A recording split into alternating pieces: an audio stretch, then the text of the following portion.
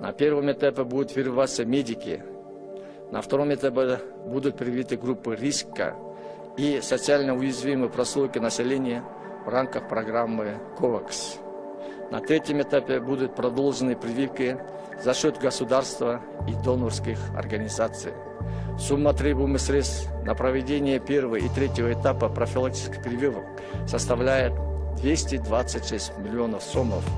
Будет привито 371 тысяч человек.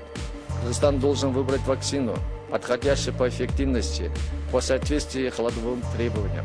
С российской стороной ведется переписка и переговоры по поставкам российских вакцин.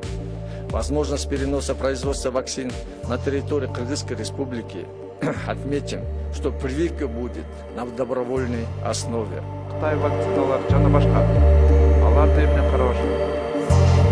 Кандай болосун, кайсы вакцинаны биз тандабайлы? Менимче биз мындай кылыш керекпиз да. Президент, спикер, премьер-министр, саламаттык сактоо министрлиги өзүлөр үлгү катары түз эфирде ушундай, мисалы спутник болобу, кайсы вакцина болбосун, өзүлөр вакцинация кылынсын. Анда уже эл ишенип баштайт, бул вакцинаны колдонсо болот. Андай болбосо, мына көрүп атасызго, кээ бир мамлекетте өзүлөр вакцинаны чыгарышат, а бирок алардын жетекчилер ошол менен вакцина менен колдонушпойт.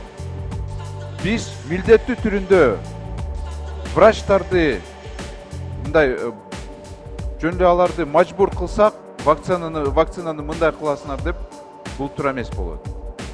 Мен сунушту ушундай берем, мен ойлойм, эми жаңы президент азыр инаугурациядан кийин өзү айтат бизге кандай вакцина керек, өзү вакцинация кылып, көрсөтүп, ошондо биз уже ишенип баштайбыз. Рахмат.